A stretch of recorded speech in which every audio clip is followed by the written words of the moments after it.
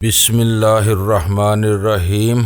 गुमनाम हीरो के मुअज़्ज़ज़ नाज़रीन, अस्सलामु अलैकुम। आइए चलते हैं कहानी की तरफ। देशमुख को कत्ल कर दिया गया। मैंने जवाब दिया, देशमुख या बहारी लाल? पुलिस इसकी हिफाजत नहीं कर सकी। बिमला ने कहा, पुलिस को ब्लफ किया गया है। मैंने कहा और फिर इसे तफसील से सब कुछ बताने लगा। ये सब कुछ बाकायदा प्लानिंग के तहत हुआ है। ये आग नागपाल ने भड़काई है और मैं समझता हूँ ये इतनी आसानी से ठंडी नहीं होगी। हम देर तक इस मौजू पर बातें करते रहे। देशमुख खत्म हो गया था, धरती का बोझ कुछ हल्का हुआ था, लेकिन मुझे अफसोस इस बात का था कि मेरे हाथ इसकी गर्दन तक नहीं पहुंच सके थे। शाम के वक्त मैंने पुलिस हेडक्वार्टर फोन किया तो पता चला कि हंगामे शहर के कुछ और इलाकों तक फैल गए थे। पुलिस नागपाल को गिरफ्तार करने के लिए छापे मार रही थी, लेकिन वो आग भड़काने के बाद रिपोश हो गया था। रात को भी शहर के मुख्तलिफ इलाकों में बलवाइयों और पुलिस के बीच आंख मचोली जारी रही। वक्फे से फायरिंग और धमाकों की आवाजें सुनाई देती रहीं। सुबह होते ही हंगामों का जोर बढ़ गया। 10 बजे के करीब काशमा ने बताया कि पृथ्वी चौक भी हंगामों की लपेट में आ गया था। इस चौक के ऐन वस्त में काली का बहुत बड़ा मंदिर था। बलवाइयों ने इस मंदिर को लूट कर आग लगा दी थी। यहाँ हंगामे में एक पुजारी भी मारा गया था। 11 बजे के करीब ब्रेंद्रा का फोन आ गया। इसने सूरत हाल से आगाह करते हुए सख्ती से हदायत की थी कि हम डाक बंगले से बाहर न निकले। मेरे जहन में अचानक ही पांडे का ख्याल आ गया। परसों दोपहर के बाद से मेरा इससे राब्ता नहीं हुआ था। मैं फोन के करीब आ गया, रिसीवर उठाकर इसका नंबर मिलाने लगा। लाइन मिलने में ज्यादा देर नहीं लगी। कॉल मधुबाला ने रिसीव की थी। वो मुझसे बातें करते रहने पर मुसर थी और बड़ी मुश्किल से इसने पांडे को फोन पर बुलाया था। अरे तुम कहाँ हो हिम्मत सिंह? मैं तो तुम्हारे लिए बहुत परेशान हूँ। सोमबा से भी कोई राब्ता नहीं हो रहा। पांडे ने मेरी आवाज सुनते ही कहा, मैं फिलहाल तो महफूज हूँ। मैंने जवाब दिया, लेकिन हंगामे बड़ी तेजी से हमारी तरफ बढ़ रहे हैं। तुम इस वक्त कहाँ पर हो? पांडे ने पूछा। मैंने पुलिस डाक बंगले का नाम लिए बगैर इसे अपनी लोकेशन का बताया तो इसकी चीखती हुई आवाज सुनाई दी, फौरन निकलो वहाँ से। सिंगा दरबार और इसके आसपास वाकया वजारत दाखिला के दफातर और सुप्रीम कोर्ट को घेरे में लिया जाने वाला है। इस मर्तबा नागपाल के इरादे बड़े खतरनाक हैं। तुम बिमला को लेकर फौरन मेरी तरफ आ जाओ, लेकिन पूरा शहर बंद है और तुम्हें शहर की तरफ जाने की जरूरत नहीं। इसने मेरी बात काट दी। रिंग रोड की तरफ से निकलकर त्रिभुवन एयरपोर्ट के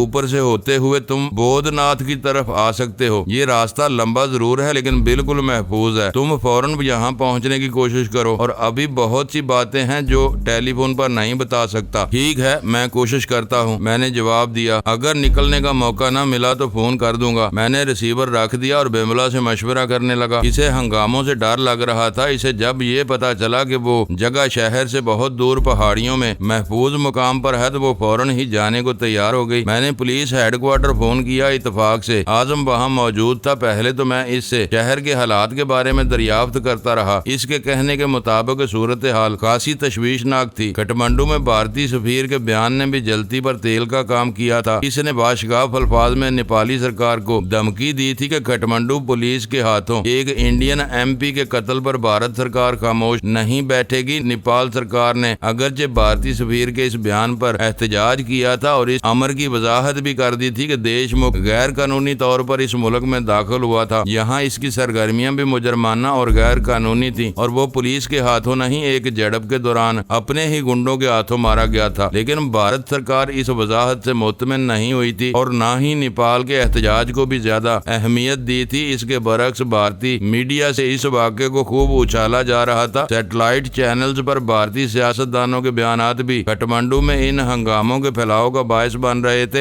एक खास बात जिसके लिए मैंने तुम्हें फोन किया है, मैंने इसकी बात खत्म होने के बाद कहा। थोड़ी देर पहले पांडे से मेरी बात हुई थी। इसका ख्याल है कि हंगामे हमारे इलाके की तरफ मजीद फैलेंगे, इसलिए हमें इसके यहाँ शिफ्ट हो जाना चाहिए। बिमला इन हालात से खासी परेशान और खौफजदा है। वो तो यहाँ से जाने को तैयार है। मैंने सोचा तुमसे भी मशवरा कर लूं। मैं खुद तुम लोगों के लिए परेशान हो रहा था। आजम खान ने जवाब दिया। पृथ्वी चौक पर काली के मंदिर को नजरे आतिश किए जाने के बाद हंगामों का जोर इस तरफ बढ़ गया है। सेक्रेटेरिएट और दीगर तमाम सरकारी दफातर भी इसी तरफ हैं। बलवाई इन सरकारी इमारतों पर हमले का प्रोग्राम बना रहे हैं। पुलिस का डाक बंगला भी जद में आ सकता है जहां तुम लोग ठहरे हुए हो। अगर वहां से निकलने का मौका मिल रहा है तो इससे फायदा उठाओ और तुम जहां भी जाओ मुझे इतला दे देना या इस नंबर पर पैगाम छोड़ देना। ठीक है, हम ज्यादा से ज्यादा आधे घंटे में यहाँ से निकल जाएंगे। मैंने मैंने ये कहते हुए रिसीवर रख दिया। बिमला कमरे में थी। मैं जब वहाँ पहुँचा तो वो अपने कपड़े सूटकेस में डाल रही थी। इसने मेरे भी 3-4 जोड़े डाल लिए और चंद जरूरी चीजें रखने के बाद सूटकेस बंद करते हुए बोली, चलें? तो गोया तुमने यहाँ से जाने का फैसला कर ही लिया है। मैं इसकी तरफ देखकर मुस्कुराया। मौका मिल रहा है तो इससे फायदा उठाना चाहिए ना, बिमला ने कहा। तो चलो, मैं भी तैयार हूँ। मैंने आगे बढ़कर सूटकेस उठा लिया। काशमा बरामदे में था। इसने टेलीफोन पर आजम खान से मेरी बातें सुनकर अंदाजा लगा लिया था कि हम यहाँ से जाने वाले हैं, इसलिए मेरे हाथ में सूटकेस देखकर इसे हैरत नहीं हुई। इसने जल्दी से आगे बढ़कर सूटकेस मेरे हाथ से ले लिया और बरामदे से उतरकर गाड़ी की तरफ बढ़ गया। काशमा ने सूटकेस पिछली सीट पर रख दिया। मैं इसे मोहतात रहने की हिदायत देता हुआ ड्राइविंग साइड का दरवाजा खोलकर अंदर बैठ गया। बिमला भी दूसरी तरफ का दरवाजा खोलकर बैठ गई। काशमा ने गेट खोल दिया। मैंने गाड़ी बाहर निकालते हुए काशमा की तरफ देखकर हाथ हिलाया और गाड़ी को बाएं तरफ मोड़ दिया। आर्नी को रोड पर आकर मैंने कार की रफ्तार बढ़ा दी। यही सड़क धोबी खोला पार करके सीधी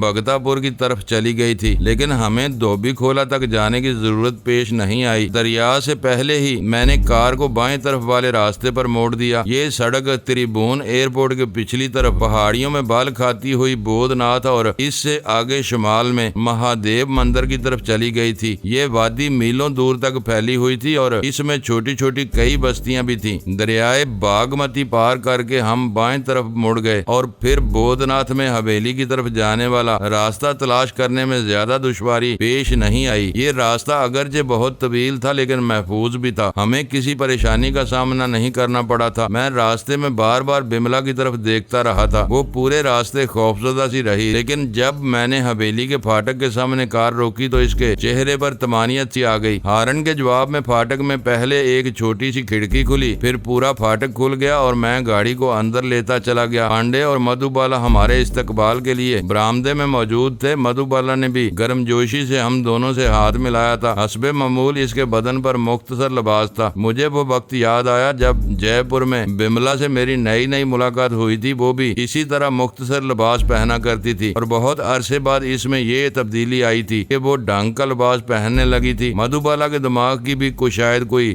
गिरा ढीली थी। इस वक्त 12:30 बज रहे थे। हम वसी और अरीज लाउंज में बैठे थे। पांडे के कहने के मुताबिक नेपाली खादमा ने चाय बनाकर हमारे सामने रख दी थी। चाय की चुस्कियां लेते हुए हम शहर की सूरत हाल पर तबसरा करते रहे। पांडे के ख्याल में ये हंगामे अभी मजीद कई रोज जारी रहेंगे, क्योंकि नागपाल इस बार खुलकर सामने आ गया था। वो खुद तो किसी जगह रुपोश था, लेकिन इसके जहर में बुझे हुए बयानात रोजाना अखबारात में शाया हो रहे थे। तुम तो इनके सर्कल में दाखिल हो चुके थे। तुम्हें शायद मालूम हो कि नागपाल कहाँ छुपा हुआ है? मैंने पांडे की तरफ देखते हुए पूछा। इस वक्त लॉन्ज में सिर्फ हम दोनों रह गए थे। मधुबाला बिमला को हवेली दिखाने के लिए ले गई थी। नहीं, पांडे ने जवाब दिया। इसने कुछ अपने लिए महफूज ठिकाने बना रखे हैं और इसके चंद खास आदमियों के सिवा इनके बारे में कोई भी नहीं जानता। अलबत्ता तुम्हें ये जानकर हैरत होगी कि जिस रोज ये हंगामा शुरू हुआ था, इस वक्त मैं भी देशमुख के साथ था। हंगामा शुरू होने से थोड़ी देर पहले नागपाल का एक आदमी मुझे वहाँ से निकाल ले गया था। क्या मतलब? मैंने उलझी हुई नजरों से इसकी तरफ देखा। बाद में नागपाल के इस आदमी दीनानाथ ने मुझे ये बताया था कि ये मंसूबा नागपाल ही का था कि जिस रोज MP बहारी लाल यहाँ पहुँचने वाला हो, इसी रोज देशमुख को मौत के घाट उतार दिया जाए और इसके कत्ल का इल्जाम पुलिस पर थोप दिया, हंगामे शुरू कर दिए जाए। तुम्हारी तैयारी पहले ही से थी, कर ली गई थी। देशमुख को नागपाल ही ने आमादा किया था कि एक गैंग के साथ बसंतपुरा में हंगामा शुरू कर दे। इसके जहन में ये बात डाल दी गई थी कि पुलिस की फोर्स बसंतपुरा के हंगामे की तरफ मबजूल हो जाएगी तो वो दूसरी पार्टी इस वक्त बहारी लाल को मौत के घाट उतार देगी जब वो एयरपोर्ट से निकल रहा होगा। देशमुख कुछ जोजबुज सा हुआ था, लेकिन नागपाल की बात नहीं टाल सकता था। इस बेचारे को क्या मालूम कि ये एहतमाम इसे मौत के घाट उतारने के लिए किया गया था। दरअसल पांडे चंद लम्हों को खामोश हुआ, फिर बात जारी रखते हुए कहने लगा, दरअसल देशमुख नागपाल पर बोझ बन गया था। इसकी सारी वजह से रवि और इसके 2-3 और साथी भी मारे गए थे। नागपाल इससे पीछा छुड़ाना चाहता था और इसलिए भी इसने ये मंसूबा बनाया था कि नागपाल को किसी तरह पता चल गया था कि MP बहारी लाल के आने वाला है। इसने बहारी लाल का नाम इस्तेमाल किया। असल मंसूबा यही था कि पुलिस बहारी लाल की हिफाजत के लिए सारे इंतजाम में मसरूफ होगी और दूसरी तरफ देशमुख को ठिकाने लगा दिया जाएगा। देशमुख जुराइम पेशा सही, लेकिन वो इंडिया का MP तो था और हंगामे शुरू होने के लिए ये बुनियाद ही काफी थी। नागपाल वाकई बहुत चालाक आदमी है। मैंने कहा, अगर देशमुख नागपाल के हाथों न मारा जाता तो मैं किसी वक्त मौका पाकर इसे ठिकाने लगा देता। पांडे ने कहा। पांडे की इस बात पर मैं भी चौंके बगैर नहीं रह सका था। मैं जुबान से कुछ कहने की बजाय उलझी हुई नजरों से इसकी तरफ देखता रहा। देशमुख वाकई महा हरामी आदमी था। पांडे कह रहा था, इसे ये तो मालूम हो गया था कि सारसका की पहाड़ियों में काली के मंदिर से खजाना लेकर मैं ही भागा था। वो मुझसे ये खजाना हासिल करने का मंसूबा बना रहा था। इसने टेलीफोन पर जयपुर में पंडित मोहनदास से मेरे बारे में कुछ मालूमात हासिल की थी और फिर मोहनदास को भी यहाँ आने के लिए कहा था। मैं नहीं जानता मोहनदास कौन है, लेकिन इसके नाम के साथ पंडित का लफ्ज ही इसके तारफ के लिए काफी है। ये तो अच्छा हुआ कि साला देशमुख मारा गया, वरना मेरे लिए परेशानियां पैदा हो जाती। लेकिन मेरा ख्याल है कि तुम्हें देशमुख की मौत के बाद मुतमिन नहीं हो जाना चाहिए। मैंने कहा, पंडित मोहनदास नामी कोई शख्स अगर यहाँ आने वाला है तो वो तुम्हारे लिए मुश्किलात पैदा कर सकता है। मुझे इसका एहसास है, पांडे ने जवाब दिया, लेकिन मैं मुतमिन इसलिए हूँ कि मेरे इस ठिकाने के बारे में किसी को मालूम नहीं, ना देशमुख के आदमियों को और ना ही नागपाल के आदमियों को। लेकिन तुम्हारा वो हमदर्द जिसने तुम्हें ये सब कुछ बताया था, मैंने कहा, वो भी मेरे इस ठिकाने के बारे में कुछ नहीं जानता। पांडे मुस्कुराया। लेकिन तुम बाहर तो निकलोगे, तुम्हें आसानी से शिनाख्त किया जा सकता है। मैंने कहा, मैंने इसका भी बंदोबस्त कर रखा है। पांडे मुस्कुराया। मैं जब बाहर निकलने के लिए मेकअप करूंगा तो तुम भी मुझे नहीं पहचान सकोगे। इधर हम लाउंज में बातें करते रहे और उधर मधुबाला बिमला को हवेली दिखाती रही और फिर अचानक ही बिमला की चीख की आवाज सुनकर मैं उछल पड़ा। ये आवाज हवेली के पिछली तरफ से आई थी। हम दोनों उठकर इस तरफ दौड़ पड़े। हवेली के अकबी बरामदे में पहुंचते ही मैं रुक गया और फिर मेरे हलक से बेइख्तियार कहा उबल पड़ा। मधुबाला ने बिमला को स्विमिंग पूल में धक्का दे दिया था और अब खुद भी पानी में छलांग लगाने की तैयारी कर रही थी। मैंने पांडे की तरफ देखा, वो भी मुस्कुरा रहा था और हम दोनों फिर अंदर आ गए। हमें इस हवेली में रहते हुए 4-5 रोज हो गए। इस दौरान इंस्पेक्टर आजम खान और बरेंद्रा से मेरा फोन पर मुसलसल राब्ता रहा था। इनसे न सिर्फ शोभा के बारे में बल्कि शहर की सूरत हाल का भी पता चलता रहा था। हंगामे दम तोड़ चुके थे और शहर बदतदरीज सुकून पजीर हो रहा था। और फिर इस रोज शाम से जरा पहले पांडे ने शहर जाने का प्रोग्राम बना लिया। इसने जो मेकअप किया वो वाकई बड़े कमाल का था और हकीकत ये है कि इस मेकअप में मैं भी इसे नहीं पहचान सका था। न सिर्फ इसका चेहरा बदल गया था बल्कि वो हुलिये से भी नेपाली लग रहा था। सफेद चूड़ीदार पजामा, इस पर फूलदार कुर्ता और काले रंग का हाफ कोट, सर पर काले रंग की गोल टोपी थी जिस पर गोल्डन सितारे टंके हुए थे। इसने कॉन्टैक्ट लेंस लगाकर आंखों का रंग भी बदल लिया था। मैं भी पांडे के साथ हो लिया। यूं तो मधुबाला और बिमला भी हमारे साथ जाने को तैयार थी, लेकिन हमने इन्हें साथ ले जाना मुनासिब नहीं समझा। पांडे की गाड़ी बहुत शानदार थी। इसके कहने के मुताबिक ये गाड़ी इसने चंद महीने पहले खरीदी थी। इसका एक जानने वाला कुछ मुनाफा देकर ये गाड़ी खरीदना चाहता था, मगर इसने इनकार कर दिया था। शहर के हालात बड़ी हद तक पुरसुकून थे। हम हरिगोवा डिस्ट्रिक्ट की तरफ से शहर में दाखिल हुए थे। इस इलाके की तकरीबन सारी दुकानें खुली हुई थी,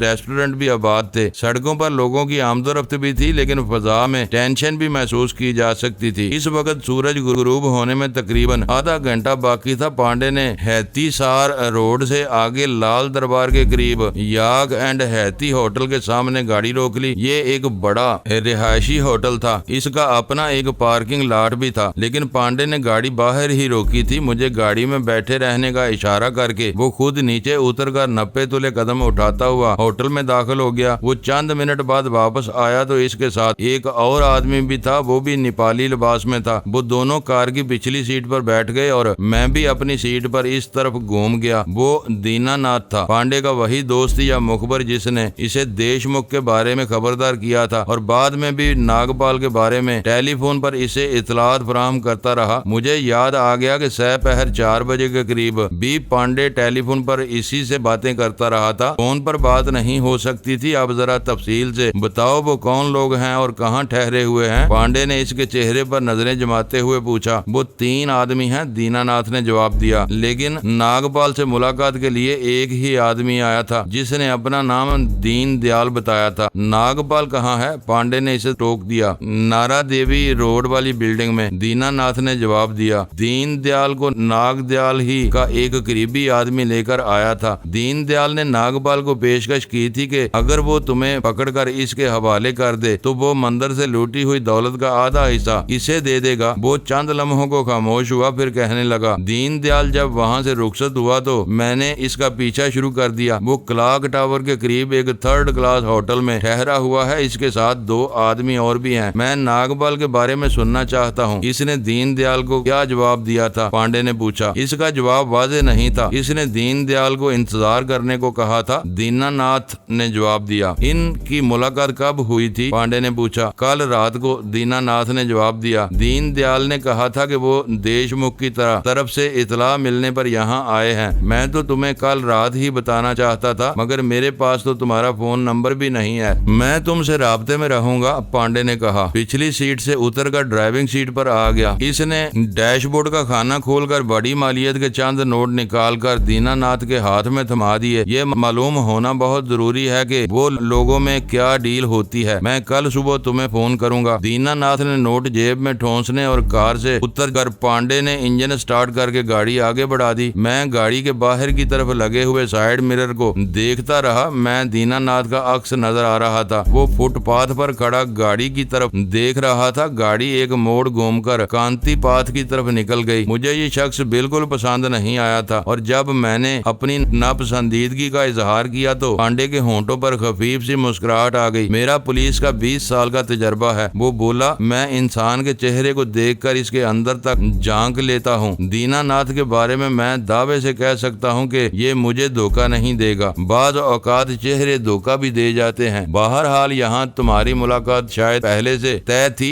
लेकिन इसने तुम्हें पहचाना कैसे? मैं तो इसके सामने जाकर खड़ा हो गया था, लेकिन वो मुझे नहीं पहचान सका था। मैंने ही अपनी शिनाख्त कराई थी, इसने मुस्कुराते हुए जवाब दिया। पांडे ने गाड़ी 1-2 जगहों पर रोक कर कुछ चीजें खरीदी। इनमें बढ़िया शराब की 2 बोतलें भी शामिल थी। जब इसने वापसी का इरादा जाहिर किया तो मैंने गाड़ी अस्पताल की तरफ मुड़वा ली। इस वक्त 8 बजने वाले थे। मायामती की ड्यूटी अगरचे खत्म हो चुकी थी, लेकिन वो इस वक्त भी अस्पताल में मौजूद थी। वो मुझे राहदारी ही में मिल गई थी। जब मैं कमरे में दाखिल हुआ तो शोभा मुझे देखकर खिल उठी। शहर के हालात की वजह से पिछले दिनों वो भी खासी परेशान रही थी। मैं पांडे को गाड़ी में छोड़ आया था, इसलिए मैं भी शोभा के पास चंद मिनट से ज्यादा नहीं बैठा। शोभा टीकू अस्पताल में थी। वापसी पर हम पृथ्वी पाथ की तरफ से गुजरे तो पांडे ने चौक के करीब गाड़ी रोक ली। चौक के इतराफ में कुछ और लोग भी जमा थे। चौक के वस्त में भद्रा काली का मंदिर जलकर राख हो चुका था। इसका ढांचा रह गया था, जिसमें कहीं कहीं से अब भी धुएं की लकीरें उठ रही थी। हम शहर में जिस तरफ से भी गुजरे, कई जगहों पर इस किस्म के मनाजर देखने को मिले थे और मुझे ये सब कुछ देखकर दुख हुआ था। चंद लोगों ने अपने जाती मफाद के लिए पूरे शहर की ईंट से ईंट बजा दी थी। कई बेगुनाह लोग मारे गए थे। आर्नी को रोड से गुजरते हुए मैंने कार पुलिस के डाक बंगले की तरफ मुड़वा ली। मैं काशमा की खैरियत दरियाफ्त करना चाहता था, लेकिन करीब पहुंचे तो मेरा दिल गोया धड़कना भूल गया। डाक बंगला भी मलबे का ढेर बन चुका था। 2 पुलिस वाले एक दरख्त के नीचे बैठे शायद इस मलबे की हिफाजत कर रहे थे। मैंने इनसे काशमा के बारे में दरियाफ्त किया तो पता चला कि वो डाक बंगले पर हमले में जख्मी हो गया था और पुलिस अस्पताल में जेरे इलाज है। हम कोका कोला दरिया के साथ साथ रामशाह पाथ पर होते हुए 37 रोड पर निकल आए। वहाँ से पांडे ने गाड़ी दूसरी तरफ मोड़ दी और इस तरह मुख्तलिफ इलाकों से होते हुए हम शहर के नवा में बोधनाथ की तरफ जाने वाली सड़क पर मुड़ गए। जब हम हवेली पहुंचे तो 9:30 बज रहे थे। हवेली में एक नए चेहरे को देखकर मैं ठिठक गया। इस आदमी का कद 6 फुट तो जरूर होगा। कसरती बदन, मजबूत हाथ पैर और निखरी हुई रंगत। इसके सर के बाल करीब से तराशे हुए और चेहरे के नकूश में किसी हद तक चीनियों जैसी मुशाबहत थी। इसने पुरानी जीन्स और चमड़े की बगैर आस्तीन की जैकेट पहन रखी थी, जिसके सारे बटन खुले हुए थे। इसका सीना बालों से भरा हुआ था और गले में स्याह रंग का एक धागा पड़ा हुआ था, जिसमें करीब करीब मुतअद्दिद गिरहें लगी हुई थी। ये कौन है? मैंने सवालिया निगाहों से पांडे की तरफ देखा। शेरपा, पांडे ने जवाब दिया। मधुबाला के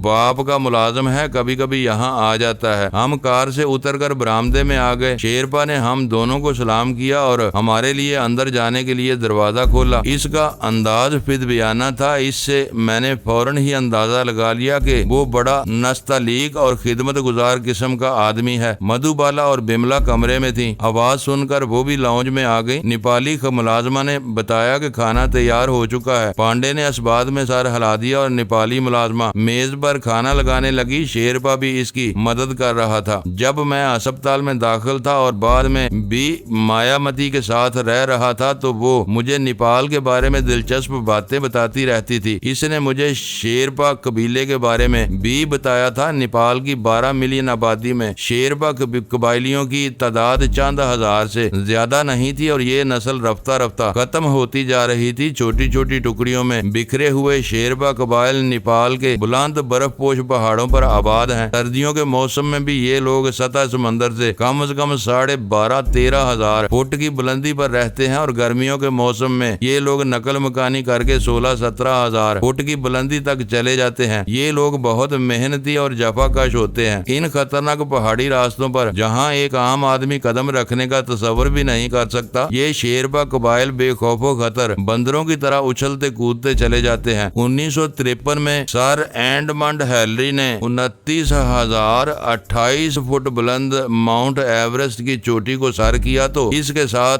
नारगाए तलाग नामी आदमी एक शेरपा ही था। ये दोनों दुनिया के पहले इंसान थे जिन्होंने दुनिया की बुलंद तरीन चोटी को पहली मर्तबा सर किया था। आज भी कोपेमा माउंट एवरेस्ट को सर करने का अज़म करते हैं तो सामान उठाने के लिए शेरपा कबीलों ही को तरजीह देते हैं। इस वक्त खाने के दौरान शेरपा कबीले ही के बारे में बातें हो रही थी। वो शख्स जो इस वक्त हमारे सामने मौजूद था, इसका असल नाम लाजपूत था। वो भी हमारी बातों में वो दिलचस्पी ले रहा था और अपने कबीले की बात दिलचस्प रस्मों के बारे में बता रहा था। हमसे ज्यादा दिलचस्प तो मस्तांग कबीला है। इसने मुस्कुराते हुए कहा, ये कबीला तिब्बत की सरहद के करीब तकरीबन 22,000 फुट की बुलंदी पर मस्तांग नामी इलाके ही में आबाद है। ये लोग अगरचे बुद्ध मत से ताल्लुक रखते हैं लेकिन इनकी बात रस्में बुद्ध के पैरोकारों से बिल्कुल मुख्तलिफ है। मस्तांग कबीले की एक दिलचस्प बात यह भी है कि इनकी आबादी में ज्यादा तादाद मर्दों की है, औरतों की तादाद इनके मुकाबले में बहुत कम है। वो चंद लम्हों को खामोश हुआ, कुन आंखियों से बिमला और मधुबाला की तरफ देखा, फिर बात जारी रखते हुए कहने लगा, यहाँ शादी ब्याह के रस्मों रिवाज दुनिया से बिल्कुल मुख्तलिफ है। दुनिया का कोई भी मर्द ये बर्दाश्त नहीं कर सकता कि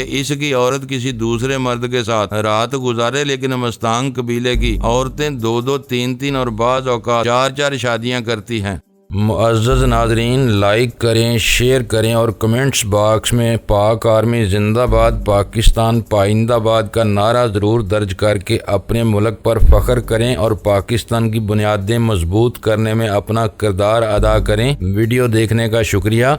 मुअज़्ज़ज़ नाज़रीन, अपना ख्याल रखिएगा और हमारे चैनल का भी। ISI पाक आर्मी जिंदाबाद, पाकिस्तान पाइंदाबाद।